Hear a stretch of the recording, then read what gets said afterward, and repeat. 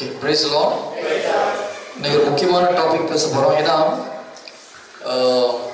ஹெவனில் எல்லாரும் ஈக்குவலா இல்லையான்னு சொல்லிட்டு அது ப்ராப்பராக பைபிள்லேருந்து ஒரு சில வசனங்களை எடுத்து செக் பண்ணி பார்க்கலான்னு பார்த்தேன் நான். ஏன்னா அது ரொம்ப முக்கியம். ஒன்று நம்ம டெஸ்டினேஷன் என்னன்னு தெரியணும். டெஸ்டினேஷன் உங்களுக்கு தெரியும் இல்லையா? டெஸ்டினேஷன் அது நம்முடைய டெஸ்டினேஷன் இஸ் ஹெவன். ஓகே, அங்கே போகிற இடத்துல எப்படி இருக்குதுன்றது நம்மளுக்கு ஓரளவு தெரிஞ்சுக்கிறது நல்லது. ஹெவனை போய் யாரும் பார்த்துட்டு வந்து பைபிள் எழுதுறது. புனித சின்னப்பர் போன மாதிரி ஒரு சுச்சுவேஷன் சொல்கிறார், ஒரே இடத்துல சொல்கிறாரு. ஏன்னா நம்ம டீட்டெயிலாக ஹெவனை பற்றி நம்மளுக்கு பைபிள் இல்லை. பட் ஒரு சில வசனங்கள் இருக்குது, நம்ம அதை மட்டும் தியானிக்கலாம். நிறைய பேர் மோட்சத்துக்கு போயிட்டு வந்த மாதிரி சொல்கிறாங்க. அது எந்த அளவுக்கு உண்மை நம்மளுக்கு தெரியல. உண்மையாக இருக்கலாம், ஆனால் நிறைய கான்ட்ரடிக்ஷன் இருக்கிறதுனால நம்ம எல்லாத்தையும் நம்ம நம்ப முடியாது. திருச்சபை சொல்லாத மக்கள் நிறைய சொல்கிறத வந்து நம்ம அதிகமாக எடுத்துக்க வேண்டிய அவசியம் இல்லை. ஒரு சிலர் ஊழியர்கள் சொல்கிறதுல வந்து கான்ட்ரடிக்ஷன் இல்லாமல் கரெக்டாக இருக்குது, பைபிளோட மேட்ச் ஆகுது. பட் நான் நிறைய பேர் இப்போது இன்னும் பக்கத்து ஊர் போயிட்டு அந்த மாதிரி நிறைய பேர் சொல்கிறாங்க, மோட்சத்துக்கு போயிட்டு வந்தோம். அதனால் நம்ம கொஞ்சம் அந்த இதை கேர்ஃபுல்லாக பார்க்கணும். யூடியூப்ல எல்லாத்தையும் பார்க்காதீங்க தயவுசெய்து. நிறையா டாக்டர்கள் எரர்ஸ் இருக்கிற மாதிரி இதில் சொல்கிறாங்க. ஹெவனில் அப்படி இருக்க சான்சஸ் இல்லை சில விதமான மக்கள் சொல்கிறத பார்க்கும்போது. Praise the Lord. பைபிளுக்கு கான்ட்ரடிக்ஷனாக யார் சாட்சி சொன்னாலும் தயவுசெய்து அக்செப்ட் பண்ணாது. ஓகேங்களா? முதல்ல வந்து நம்ம ஸ்லோவாக போனது ரெண்டு கிளாஸ் ஆகும். ஸ்லோவாக போகலாமா ஃபாஸ்ட்டாக போகலாம்? ஓகே. 1 கொரிந்தியர் 2வது அதிகாரம் 9வது வசனம். 1 Corinthians chapter 2 verse 9. Children, where is Pauline? Where is your Bible? You want one Bible? Take the Bible. Yes, 1 கொரிந்தியர் 2வது அதிகாரம் 9வது வசனம். ஆனால் மறைநூலில் எழுதியுள்ளவாறு தம்மிடம் அன்பு கொள்கிறவர்களுக்கென்று கடவுள் ஏற்பாடு செய்தவை கண்ணுக்கு புலப்படவில்லை, செவிக்கு எட்டவில்லை, மனித உள்ளம் அதை அறியவில்லை. புனித சின்னப்பர் எப்படி எழுதுறாரு? கடவுள் நமக்காக ஏற்பாடு பண்ண இடம், யாருக்கு அதை ஏற்பாடு பண்ணியிருக்காரு? பைபிள் அப்படியே போட்டிருக்காரு. யாருக்குன்னு? கடவுள் மேல அன்பு செய்யறவங்க மாத்திரம்தான் மேல போய் சேர முடியும். ஓகேங்களா? அப்ப மோட்சத்துக்கு போனா ப்ரீ ரிக்வெஸ்ட் என்னது? கடவுள் அன்பு செய்யணும். மேல அதுதான் பேசிக். அது ஏன்னா பேதுரு ஆண்டவர் கூப்பிட்டு என்ன பண்றாரு? 3 முறை என்ன கேட்கிறாரு? நீ என்னை அன்பு செய்கிறாயா? அப்போ ஊழியம் செய்கிறாரு. அப்ப என்னுடைய ஆடுகளை பேணி வள. கடவுள் அன்பு செய் பழைய ஏற்பாட்டோட அதே கமெண்ட் தான் ஜீசஸ் கொடுத்தது. முதல்ல கடவுள் அன்பு செஞ்சாதான் மற்றவங்க அன்பு செய்ய முடியும். கரெக்டா இல்லையா? அப்போ கடவுளை அன்பு செய்பவர்களுக்கு என்று கடவுளை ஏற்பாடு செய்த இடம் கண்ணுக்கு புலப்படவில்லை, செவிக்கு எட்டவில்லை, மனித உள்ளமும் அதை அறியவில்லை. அப்போ ஹெவன்றது நம்மளுக்கு ஈஸியாக புரிந்து கொள்ளக்கூடிய ஒரு இடம் கிடையாது. ஆனால் ஒரு சில உண்மைகள் நம்மளுக்கு பைபிளில் இருக்குது. அந்த உண்மைகள் மட்டும் என்னன்னு பார்க்கலாம். ப்ளஸ் திருச்சபை நம்மளுக்கு ஒரு சில டீச்சிங்ஸ் கொடுத்துருக்கு ஹெவனை பற்றி. அப்போது எனக்கு நம்ம இப்போ நிறைய பேருக்கு அமெரிக்கா போகணும்னு ஆசை. என்ன ஆசை வந்தது? மற்றவங்க போயிட்டு வந்து சொல்கிறாங்க அப்படி இருக்குது இப்படி இருக்கணும், ஓகே போய் பார்க்கலாமா நம்மளுக்கும். நான் சிங்கப்பூர் போகலான்னு சொல்கிறாங்க. நம்ம ஊரில் இருக்கும்போது எப்படி துபாய்க்கு இல்லை கத்தாருக்கு வந்தோம். அவங்க ஊர் சூப்பராக இருக்கும் இல்லையா? வடிவில் ஒரு படத்தில் சொல்கிறார் இல்லையா, ரோட்டில் ஆம்லேட் போட்டு சாப்பிடலாம்னு சொல்லிட்டு அந்த அளவுக்கு நீட்டாக இருக்கும்.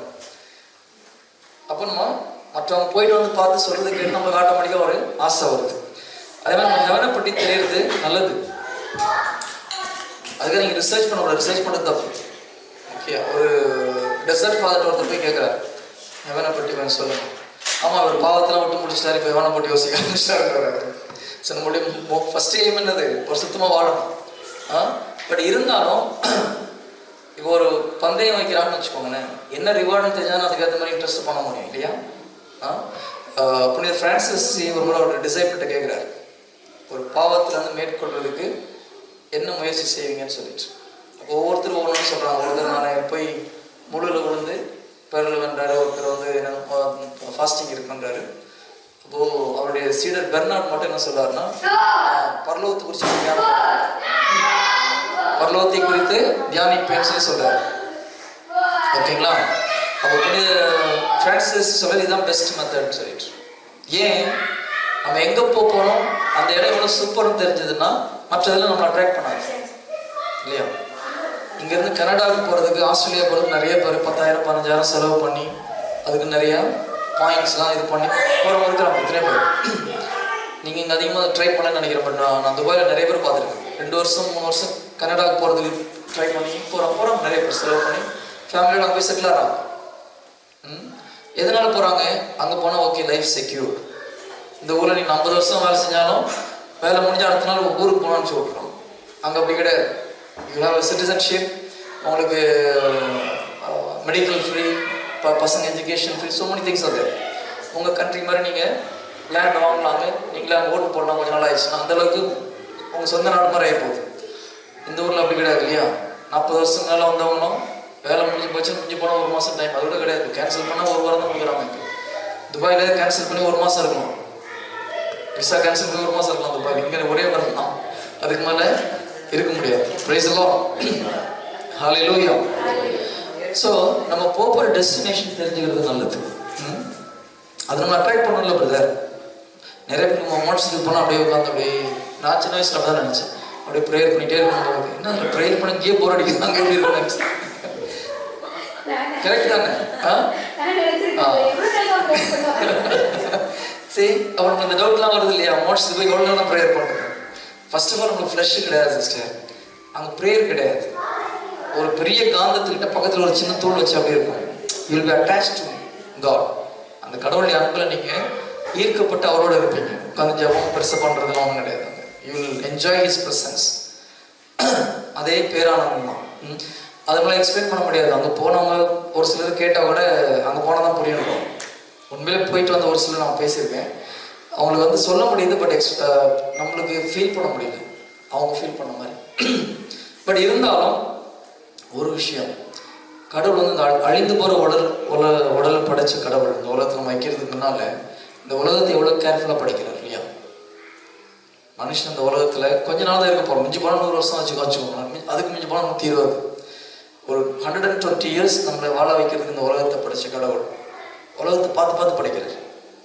கரெக்ட் தானே? உலகம் தோன்றுவதற்கு முன்பே உங்களை இயேசு கிறிஸ்து வழியாக நான் தெரிந்து கொண்டேன் இருக்குது. அப்போ என்ன அர்த்தம்? உலகத்தை உருவாக்குறதுக்கு முன்னால் கடவுள் முதல்ல நம்மள அவருடைய மன சிந்தனையில் உருவாக்கி வச்சிருக்காரு.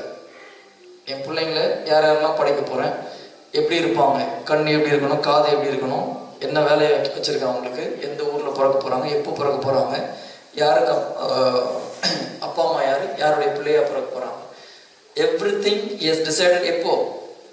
உலகம் தோன்றுவதற்கு முன்பாக. அதுக்கப்புறம் தான் உலகத்தை பற்றி அவர் யோசிக்கிறார் இல்லையா? எவ்வளோ ஆச்சரியமான ஒரு விஷயம். நம்ம குழந்தைங்க பிறகுறதுக்கு முன்னால் மிஞ்சி போன ஒரு ட்ரெஸ் வாங்கி வைப்போம், 4 குழந்தை பிறகு அதுக்குள்ள ஒரு சின்ன சின்ன திங்ஸ் வாங்கி வைப்போம். ரொம்ப பாசமான அப்பா அம்மாவாக இருந்தாங்க. ஆனால் கடவுள் என்ன பண்ணுறாரு? ஃபஸ்ட்டு பிள்ளைங்களை டிசைட் பண்ணுறாரு, யார் யாரெல்லாம் படைக்க போகிறோம்.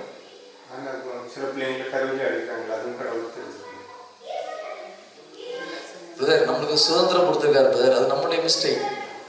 ஓகேங்களா? நான் ஒரு ரோட்டில் ஒருத்தனை சொல்லிட்டு நான் அதுக்கு கடவுள் குறை சொல்ல முடியுமா?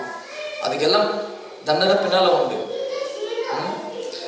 நான் இப்போ சொல்கிறது கடவுளுடைய அன்பை யோசிக்க சொல்கிறேன். நீங்கள் வந்து அழிக்கிறத பற்றி பேசுறீங்க. Focus on love of God. Because நம்ம லவ் ஆஃப் காடை ஃபீல் பண்ண முடிஞ்சதுன்னா பாவம் கிட்ட வராது. ஒரு மனுஷன் பாவம் இல்லாமல் வாழணும்னா கடவுளை அன்பு செய்ய முடியும். கடவுளை அன்பு நம்மளுக்கு உள்ளத்தில் புரியணும். ஒரு பையனும் பொண்ணும் அப்பா சொன்னதை கரெக்டாக எப்போ கேட்பாங்க? அன்பு செய்யும்போது கேட்க முடியும் இல்லையா? அப்பா அம்மா யார் அன்பு செய்கிறாங்களோ அந்த பிள்ளைங்க அப்பா அம்மா சொல்கிறத உடனே கேட்கும். அப்பா அம்மாவுடைய மனக்குணமும் நடக்கும். கரெக்டாக? அப்போ நம்ம அப்பா அம்மா நம்மளுடைய கடவுளை அன்பு செஞ்சோம்னா ஆட்டோமேட்டிக்காக என்ன பண்ணுவோம்? அவர் சொன்னதை கேட்கணும். அவர் சொன்ன மாதிரி நம்ம வாழ்வோம். நம்ம பாவத்தில் உள்ள முக்கியமான பிரச்சனை என்னது? உண்மையாக அன்பு செய்யணும். அதனால் நம்ம கடவுளுடைய அன்பு தியானிக்கணும். யார் கடவுளுடைய அன்பு கரெக்டாக தியானித்து அவங்க மைண்டில் இருக்கிறாங்களோ ஆட்டோமேட்டிக்காக பாவம் நம்மளை விட்டு போயிடும். பாவத்தோடு நம்ம சண்டைப்படக்கூடாது. நம்ம ஃபோக்கஸ் பண்ண வேண்டியது கடவுளுடைய அன்பு. கடவுளுடைய அன்பு நம்மளுக்கு அதிகமாக தெரிய sin will automatically go. நம்மளுடைய ப்ராப்ளம் நம்ம சின்னுக்கிட்டு சண்டை போடுறோம். பாவத்திலேருந்து வெளியில் வரணும்னு நினைக்கிறோம், மறுபடியும் அதே பாவத்தில் விழுறோம். ஒரு காலத்துலையும் பாவத்திலேருந்து நீங்கள் வெளியே வர முடியாது, பாவத்தை ஃபோக்கஸ் பண்ணுற வரைக்கும், இல்லையா? எப்போ ஜீசஸுடைய வார்த்தையும் அவருடைய அன்பையும் ஃபோக்கஸ் பண்ணுறீங்களோ ஆட்டோமேட்டிக்காக நம்மளுக்கு வெளியே வர முடியும். ஓகே, ஒன்று கடவுளுடைய பாடுகளை மெடிடேட் பண்ணும்போது ஆட்டோமேட்டிக்காக அவர் மேலே நம்மளுக்கு அன்பு வரும். நமக்காக வேதனைப்பட்டிருக்காரு, அந்த பாடுகளால் என்னென்ன கிடைச்சது நம்மளுக்கு